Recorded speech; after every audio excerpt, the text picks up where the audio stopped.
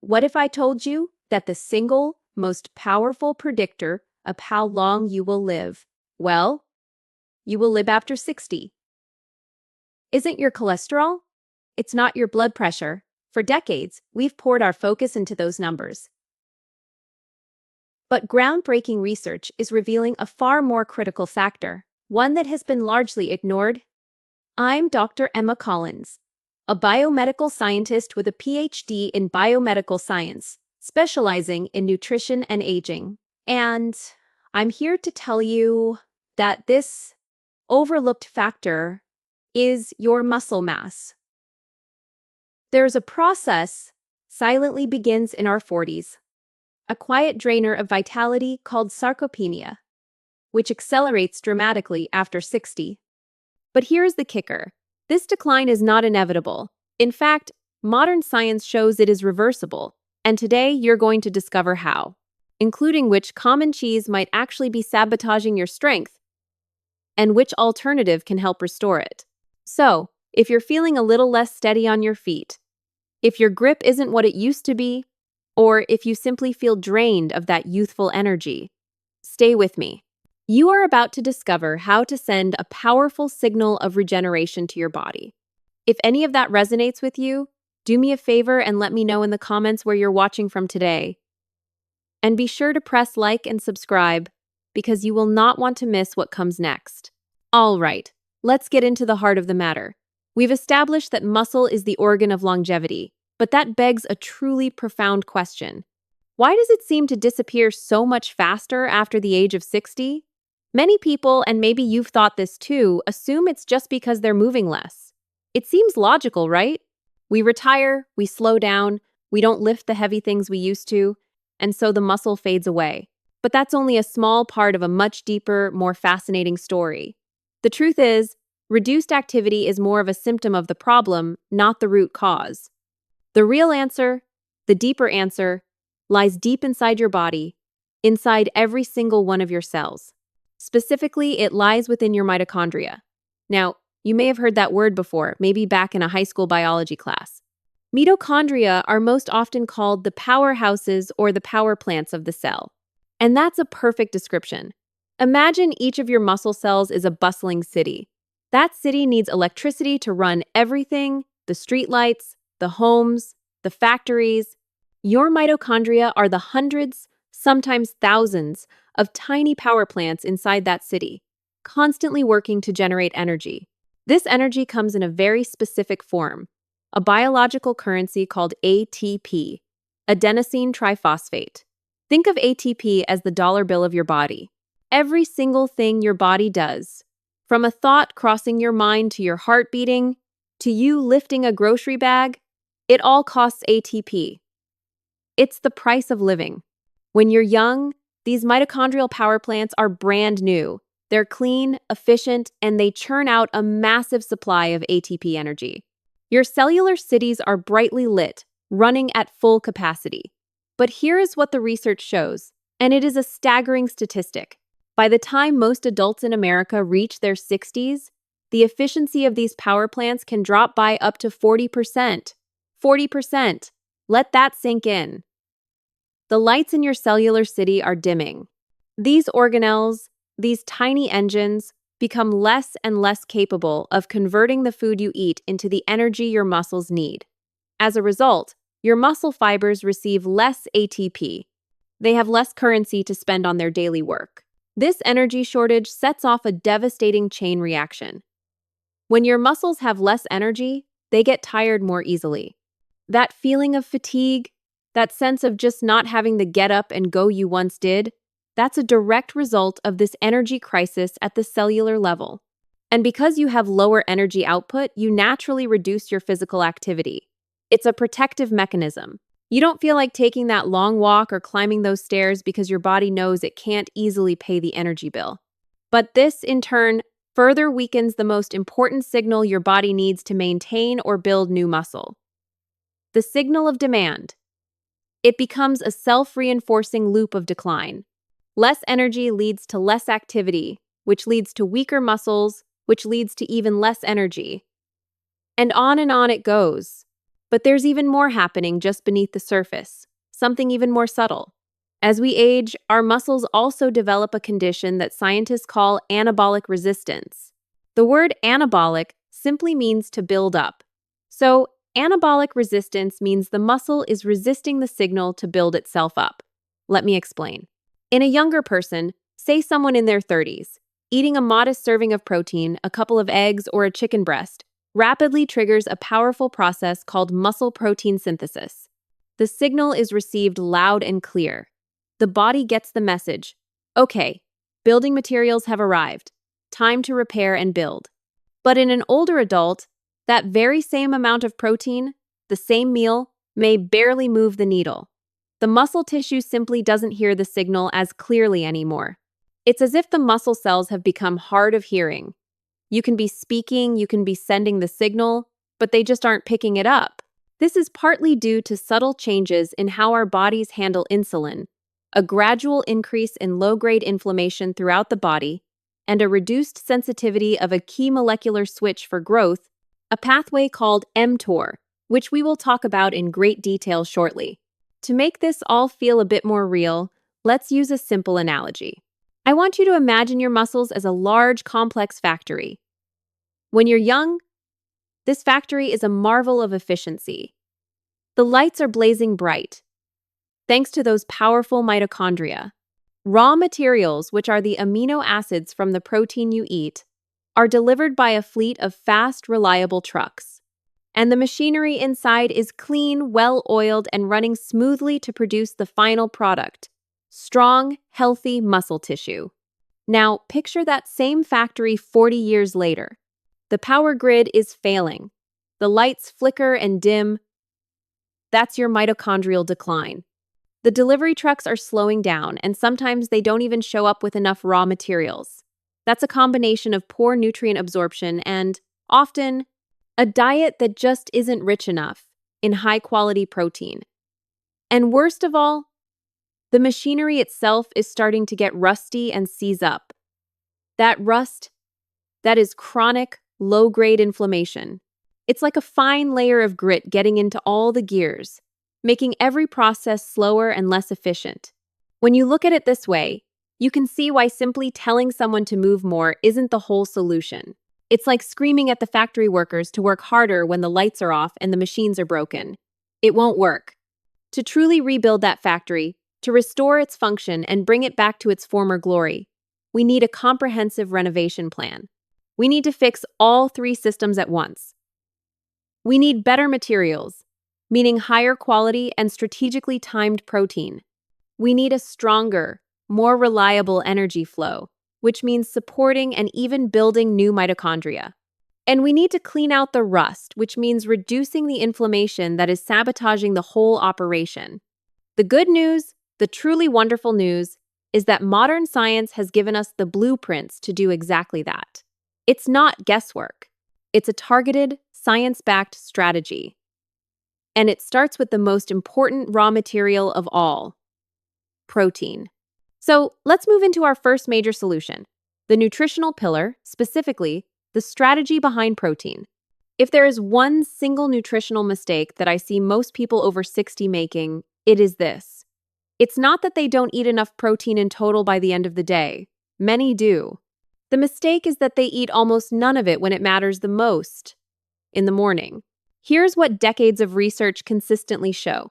The process that repairs and builds new muscle tissue, muscle protein synthesis, is not a continuous, steady process. It doesn't just run in the background all day. Instead, it gets activated in pulses or bursts throughout the day. And what triggers these bursts? Eating a sufficient amount of protein. But, and this is the crucial part, not all protein meals are created equal. The trigger, the thing that turns the key and starts the engine, depends almost entirely on one specific amino acid. Its name is leucine. I want you to burn that word into your memory. Leucine. Leucine is like the ignition key for your muscle-building engine. It's the spark. When you eat a protein-rich meal, leucine enters your bloodstream, travels to your muscle cells, and physically activates that molecular switch I mentioned earlier, called mTOR. Think of mTOR as the foreman on the muscle construction site. Leucine walks up to the foreman, taps him on the shoulder, and says, "All right, the shipment of bricks and lumber is here. Tell the crew to get to work. Start building now." Without enough leucine, the foreman stays in his trailer, the workers stand around, and no building gets done, no matter how many building materials are sitting around. So, what is enough leucine? The scientific consensus is that to fully activate this mTOR pathway, to really turn that key all the way, you need a threshold amount. That amount is around 2.5 to 3 grams of leucine in a single meal. Now, that number might not mean much on its own, so let's translate it. To get that much leucine, you typically need to consume roughly 25 to 30 grams of high-quality, complete protein. From sources like eggs, fish, chicken, beef, or a good quality whey or plant-based protein powder. Now, here is the problem. Let's think about that typical American breakfast for someone in their 70s. A piece of toast with butter or jam. Maybe a small bowl of cereal with a splash of milk. A cup of coffee or tea. A piece of fruit. That entire meal might contain only 5 to 10 grams of protein, if that, which means it contains very, very little leucine. The amount is so low that the ignition key never even gets put into the ignition, let alone turned. The muscle-building signal for the day never truly turns on. Then, maybe there's a moderate lunch, a sandwich, or a small salad. And finally, a larger, protein-heavy dinner. That big dinner might finally hit the leucine threshold, but it's too little, too late. The construction site has been sitting idle all day. Muscle breakdown is a constant process, and if you only trigger the building process once, late at night, you can't possibly offset the breakdown that has already occurred from the moment you woke up. You're fighting a losing battle. Let's go back to our construction site analogy. Imagine your muscle cells are the construction workers, ready and willing to build. But if you only schedule one delivery of building materials for 5 p.m. every evening, what happens all day long? The site sits empty. The workers are idle. Nothing gets built. By distributing an adequate amount of protein across the day, especially starting with a powerful signal in the morning, you give your body multiple opportunities, multiple green lights to repair and grow tissue. You're scheduling 3 deliveries of materials, one in the morning, one at midday, and one in the evening. This keeps the construction crew busy and productive all day long. Several clinical studies have confirmed this powerful effect. When researchers take a group of older adults and give them the exact same total amount of daily protein, but split them into 2 groups, the results are striking. The group that loads most of their protein into one evening meal shows significantly less muscle synthesis than the group that distributes it evenly. 30 grams at breakfast, 30 grams at lunch, and 30 grams at dinner. It's not just the total amount of protein that matters. It's the pattern. The timing is everything. So, what are the best sources to hit that target? For maximizing leucine, you want to focus on high-quality, complete proteins. 4 large eggs, for instance, will get you right around 25 grams of protein. A can of tuna, a 4-ounce serving of chicken or salmon, or a cup of Greek yogurt are all excellent choices. For those who find it difficult to eat a large meal early in the day, or who struggle with appetite, a simple smoothie can be a game changer.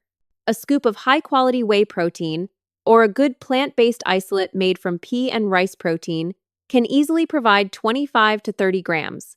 Blend it with a handful of berries for antioxidants, some spinach you won't even taste, and a tablespoon of almond butter for healthy fats, and you have a perfect, easy-to-digest muscle-building breakfast. And here's one more important nuance to understand. Remember that anabolic resistance, that hard-of-hearing state of the older muscle? Well, because of that, you actually need a slightly higher dose of protein per meal to get the same muscle-building effect as a younger person. You have to speak a little louder for your muscles to hear the message. While a 20-year-old might be able to trigger muscle synthesis with just 20 grams of protein, someone over 65 really needs to aim for that 25 to 30 gram target to ensure the signal is strong enough to be heard over the static of aging. Now, this brings us to a very surprising and important topic, a dietary trap that could be silently undermining all of your progress. This is where we talk about the cheese trap. When it comes to building or maintaining muscle, protein quality is absolutely critical.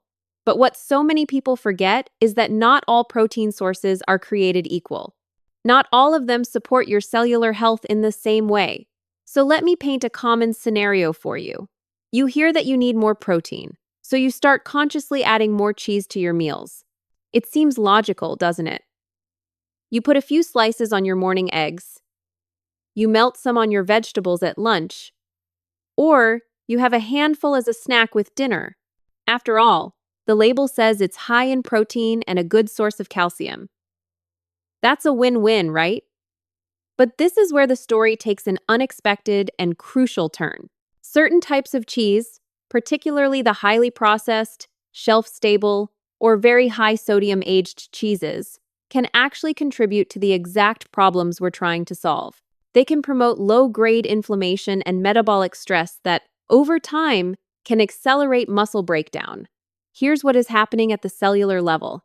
Many processed cheeses, and this includes common varieties like those individually wrapped American cheese slices, processed cheddar blocks, and even some very hard, long-aged cheeses, contain high levels of compounds with a very fitting acronym. They're called AGEs. Advanced glycation end products. These harmful compounds form when proteins and fats are exposed to sugars, especially under high heat during processing or over long periods of aging. Think of it like cellular caramelization or even a kind of rust. When you eat foods that are rich in these AGEs, they can accumulate in your body's tissues, including your muscle tissue. And here they can activate a set of receptors on your cells known as RAGE, receptors for advanced glycation end products.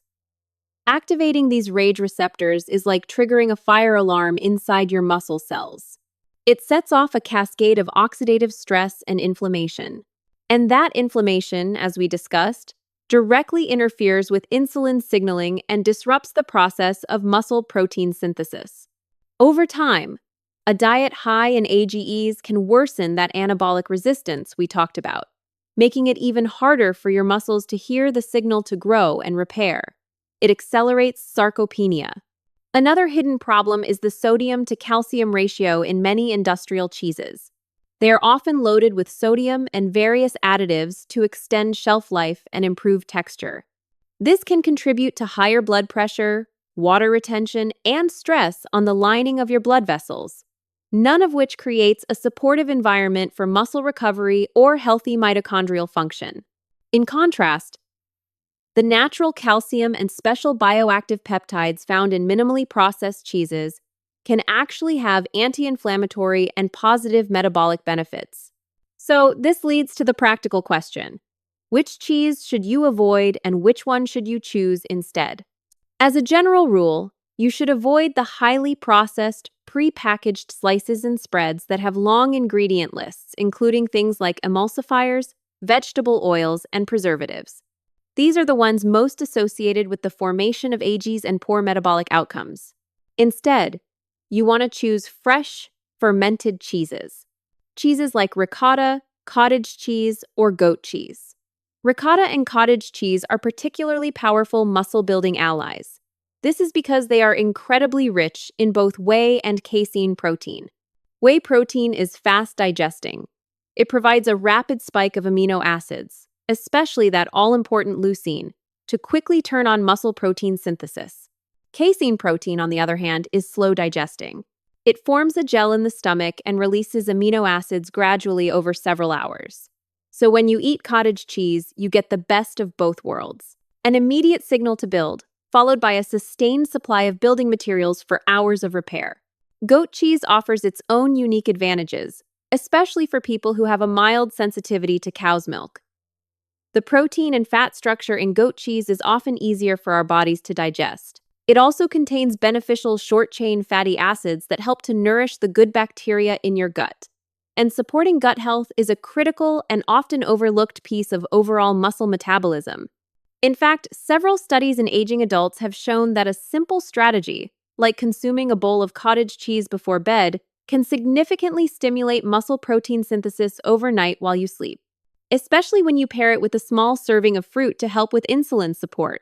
It's an easy, inexpensive, and evidence-based strategy to help preserve your precious lean mass during the long overnight fasting period.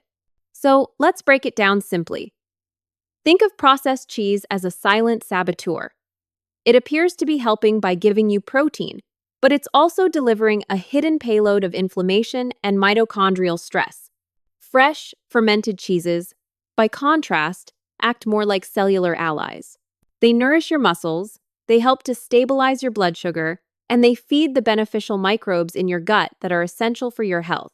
All right, we have covered protein in depth. Now, let's go even deeper. Let's discuss the micronutrients that work behind the scenes. These are the vitamins, minerals, and fatty acids that literally help turn on your muscle-building genes and influence how efficiently your cellular power plants can repair and regenerate.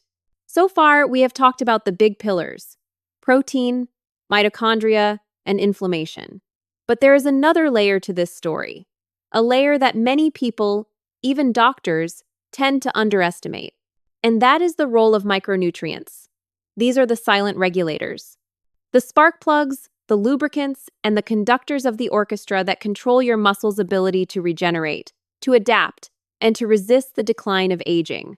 Let's start with a vitamin that most people in America are deficient in: vitamin D. Most of us associate vitamin D with bone health, and it is absolutely critical for that. But its role goes far beyond bones.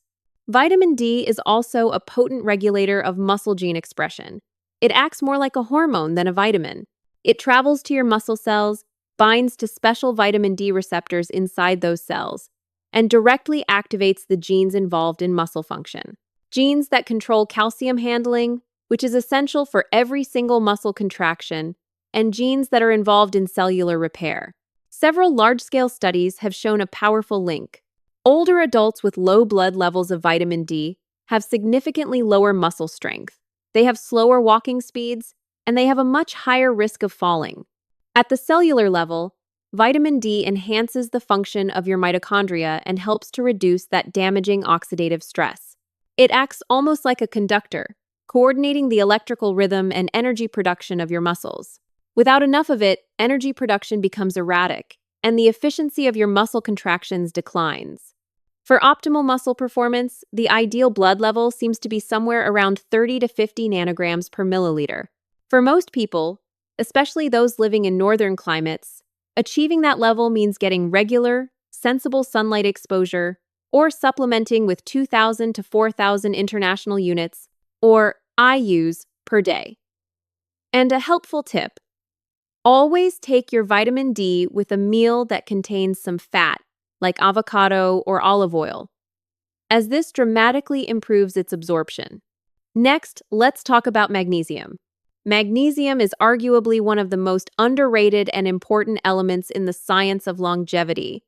It is required as a helper molecule for more than 300 different enzymatic reactions in your body. 300. Many of these are directly involved in generating ATP, your cellular energy currency. When your magnesium levels drop, and it's estimated that over half of American adults are deficient, your mitochondria struggle to produce energy efficiently. This leads directly to early fatigue and poor muscle recovery after any kind of exertion. Research clearly shows that older adults with a higher magnesium intake have greater muscle mass and stronger grip strength, even independent of their exercise levels. Magnesium also plays a key role in calming the nervous system and regulating inflammation by controlling the balance of calcium and reducing oxidative stress. Wonderful whole food sources include leafy green vegetables like spinach, nuts and seeds, especially almonds and pumpkin seeds, and even mineral-rich water. Now, we move on to one of my favorite topics: omega-3 fatty acids. These are essential fats, primarily the ones you hear about called EPA and DHA, that are found in cold water fish. They influence your muscle metabolism through two main avenues: their powerful anti-inflammatory effects and their gene-regulating effects. They literally integrate themselves into the outer membrane of your muscle cells. Imagine your cell membrane is a wall. Omega-3 seconds make that wall more fluid, more flexible, and more responsive to anabolic signals like insulin and amino acids. Think of omega-3 seconds as cellular lubricants. They keep your muscle membranes supple, allowing nutrients and hormonal signals to pass through more efficiently, so the messages to build and repair are received more clearly. In numerous clinical trials, omega-3 supplementation in older adults has been shown to enhance muscle protein synthesis and improve strength, especially when it's combined with a resistance training program. Cold water fatty fish like salmon, sardines, and mackerel are excellent sources. Plant-based options like flax and chia seeds are also good, but they provide a precursor called ALA, which the body then has to convert. And that conversion process is not very efficient. Finally, let's briefly mention vitamin B12. This is a nutrient that is absolutely critical for nerve function and energy metabolism. A deficiency in B12, which becomes much more common after the age of 50 due to reduced stomach acid production, can lead to profound fatigue, poor coordination, and, in severe cases, even muscle wasting. Your muscles need healthy nerves to tell them what to do. If you eat a primarily plant-based diet, it's essential to monitor your B12 levels and consider supplementing with the methylcobalamin or hydroxycobalamin forms, which are generally better absorbed. When you put all of these micronutrients together, they create what I like to call a muscle regeneration network. They work in synergy. Vitamin D enhances gene expression. Magnesium powers the mitochondrial enzymes. Omega-3 seconds reduce inflammation and lubricate the cell membranes. And B12 supports the energy transport and nerve signaling. Each one strengthens the very foundation upon which your protein and exercise strategies can succeed. You can't build a strong house on a shaky foundation. So, this leads us perfectly into our next section, where we explore one of my favorite topics in all of biology. It's a concept called hormesis. This is the science of using small, intentional, and controlled stressors, things like resistance exercise, sauna heat, or even cold exposure, to trigger powerful, innate muscle building and longevity pathways. This is where modern physiology truly meets ancient wisdom. If you have followed my work for some time, you have probably heard me use this word, hormesis. It is one of a handful of truly fascinating and empowering concepts in biology. Hormesis is the idea that small, controlled doses of stress can actually make you stronger, not weaker.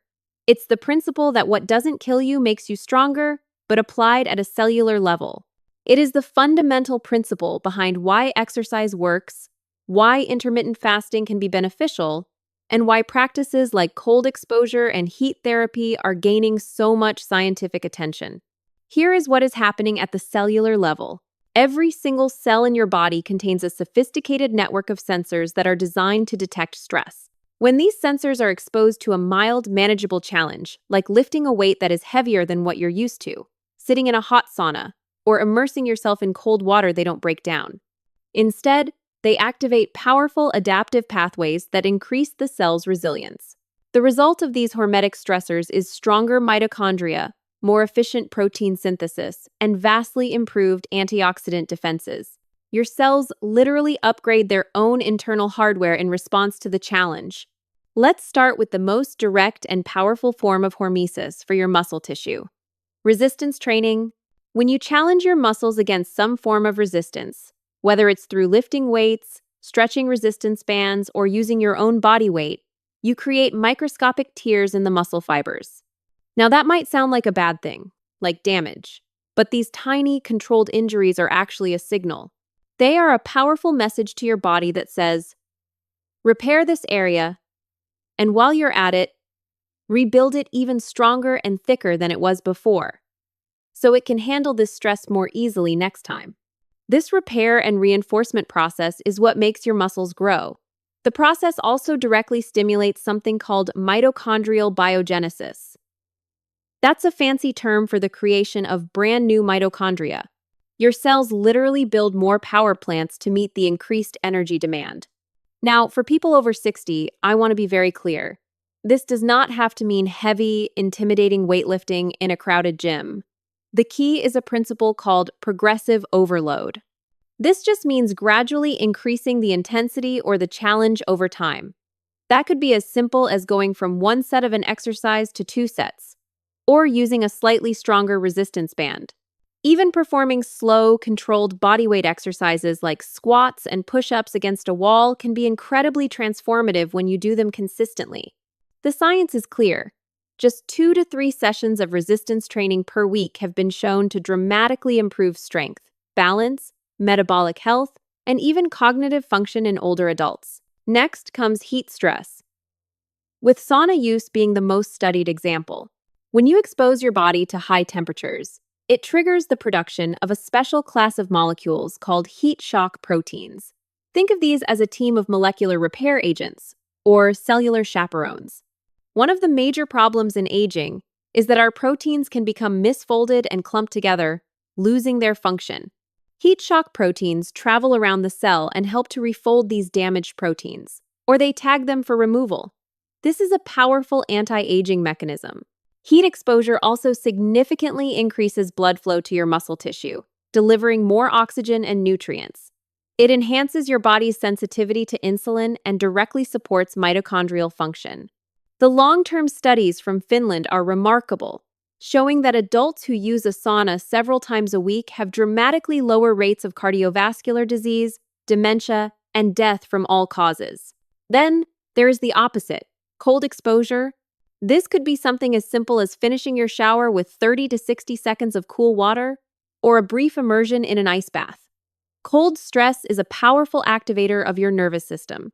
It stimulates the release of norepinephrine, which helps your body burn fat for heat and improves circulation. It also stimulates a critical process called mitophagy. If biogenesis is the creation of new mitochondria, mitophagy is the cleanup and recycling of old, damaged, dysfunctional mitochondria. It's like a cellular quality control program that takes the faulty power plants offline and recycles their parts. This makes room for new, more efficient energy producers to be built inside your muscle cells. Another mild stressor that works in beautiful synergy with these is intermittent fasting. When it's done correctly and safely, fasting stimulates a body-wide cleanup process called autophagy, which means self-eating. This is the body's natural recycling mechanism, where it clears out old, damaged proteins and cellular components. This allows for more efficient regeneration and rebuilding once you refeed with nutrient-dense, high-protein foods. So, I want you to think of hormesis like tuning a musical instrument. Like a guitar. Too little stress, too little tension on the strings, and the instrument is weak and produces no music. That's a life of disuse. Too much stress, tightening the strings too much, and they break. That's overtraining or chronic, unresolved stress. But the right dose, frequent, moderate, intentional stress, makes the entire system more resilient, more efficient, and more youthful. It produces beautiful music. In practical, real-world terms, what does this look like? It might mean taking a brisk walk in the morning sun to set your body's internal clock. It might mean performing some light resistance training with bands 3 times per week. It could be enjoying a relaxing sauna session or a hot bath twice a week. And it could be as simple as finishing your daily shower with 30 seconds of cool water. None of these practices is extreme. But when you combine them, they send a unified, powerful message to your body. That message is, stay young, stay strong, stay adaptable. So now that we have explored the science, the mechanisms, and the individual strategies from nutrition to lifestyle, let's bring it all together into one clear, daily blueprint. This is where knowledge transforms into action. Because understanding all this biology is only powerful if it actually changes how you live your life day to day. Okay, let's build your daily blueprint. This is your actionable plan. The first pillar of your daily strategy is nutrition timing and composition. It all starts in the morning. Your mission is to begin your day with a protein-rich breakfast that delivers at least 25 to 30 grams of complete protein. This is non-negotiable if you want to win the war against muscle loss. This meal should include roughly 2.5 to 3 grams of that critical amino acid, leucine, to flip the mTOR switch and activate muscle protein synthesis for the day. A fantastic, easy option is that smoothie we talked about. A scoop of whey or a high-quality pea protein blend, a tablespoon of almond butter, a large handful of spinach, and some mixed berries. Another great choice is a bowl of full-fat cottage cheese or Greek yogurt, topped with a handful of walnuts and some flax seeds.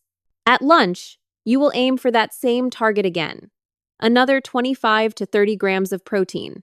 This could come from a large chicken salad, a piece of grilled salmon with vegetables, or a hearty lentil soup. The goal is to distribute your protein evenly across your meals to maintain a continuous signal for repair and rebuilding throughout the day. Dinner can then feature a slightly lighter but still complete protein source, perhaps some wild-caught cod or a smaller portion of chicken, served with a large portion of magnesium-rich leafy greens and drizzled with olive oil to help you absorb all the fat-soluble nutrients from your meal. And remember the cheese rule. Avoid the processed high-sodium cheeses that promote inflammation. If you wish to include cheese, choose the fresh, fermented varieties like ricotta, goat cheese, or that powerhouse, cottage cheese. The second pillar of your blueprint is micronutrient optimization. Think of this as your foundational insurance policy. Your job is to ensure you have adequate levels of vitamin D, magnesium, omega-3 fatty acids, and vitamin B12. These nutrients work together as a team to keep your mitochondria functioning at their peak, your nerves firing properly, and your muscle cells primed and ready for regeneration. Because individual needs can vary so much based on diet, lifestyle, and genetics, it's a wise idea to consider getting periodic blood testing to see where your levels are. This allows you to supplement intelligently rather than just guessing. The third pillar is movement and resistance. You must engage in some form of resistance training at least 2 to 3 times per week. Schedule it in your calendar like an important appointment that you cannot miss. This could mean lifting light weights at home or at a gym. It could mean performing slow and controlled body weight exercises like squats to a chair, push-ups against a wall, or planks. Or it could involve using simple, inexpensive resistance bands.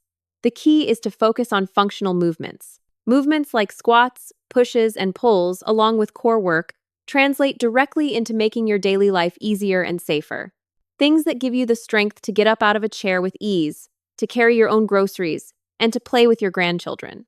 And don't forget that even activities like brisk walking or taking the stairs can amplify the effects by improving blood flow and oxygen delivery to your muscles. The fourth pillar is recovery and hormesis balance. You must support your cellular repair processes with regular sauna use or hot baths, high-quality sleep, and perhaps some mild cold exposure. Your goal should be 7 to 8 hours of consistent, restorative sleep per night. This is not negotiable. Sleep is the time when your body releases growth hormone and other factors that help your muscle tissue regenerate. It's when the construction crew does its most important work. After your workouts, if you have access to one, a brief sauna session can enhance circulation and stimulate those protective heat shock proteins. And finally, the fifth and most important pillar, the one that holds everything else together, consistency. This is the secret ingredient. Muscle restoration and metabolic repair do not happen overnight. They don't happen in a week. But small, steady, intelligent actions that are applied daily, day after day, will compound into a massive transformation over time. I want you to think of every nutrient-dense meal, every walk you take, every set of resistance training you complete as a deposit into your biological savings account. If you consistently make these deposits, you create a cellular environment that overwhelmingly favors repair over decay, strength over frailty, and vitality over decline. You will not just be slowing down the aging process, you will be actively reshaping how you experience it. And please remember, the goal here is not perfection, it is progress. Even just adding 1 or 2 of these strategies into your life this week will make a measurable difference in your energy, your balance, and your strength. You made it to the end. And what you've just discovered is more than just a collection of health tips. It is the biological blueprint for taking back control at the cellular level. The single most important takeaway today is this. Muscle is not just about strength or how you look. It is the very organ of longevity. It is your metabolic engine, your reservoir of strength, your driver of a youthful physiology. And its decline, the decline that so many people accept as inevitable, is not. It is, in fact, reversible. Every choice you make, from the food on your plate to the way you move your body is a direct message, a signal of either growth and repair or decay and decline. You now know to consciously send the message of regeneration. But I know this was a lot of information, and it can feel overwhelming. So I am not asking you to change everything overnight. I am asking you to do just one thing. Pick one single change from our blueprint and commit to it this week. That's it. Maybe it's starting your morning with that high-protein breakfast, just to turn on that muscle-building signal. Or perhaps it's adding one short resistance workout to your day, even for just 15 minutes. Choose one and then observe. Observe how your energy, your strength, and even your focus begin to shift. Momentum is built through these small, consistent wins. And to build a community of people committed to this journey, if you feel inspired to start, I would love to hear from you. Please, comment with the words "I am ready" down below. I truly do read the comments, and I want to hear about your commitment to taking that first step. Please, always remember this. You are so much stronger and more capable than you might believe. The journey to reclaiming your vitality, your strength, your independence, it's only just beginning. Because the ultimate goal is not simply to live longer, it is to live better. To walk into your 60s, 70s, 80s, and beyond with energy, with curiosity, and with the confidence to do what you love for as long as possible. If you want to continue on this path together, make sure you subscribe to the channel. Thank you for your time today.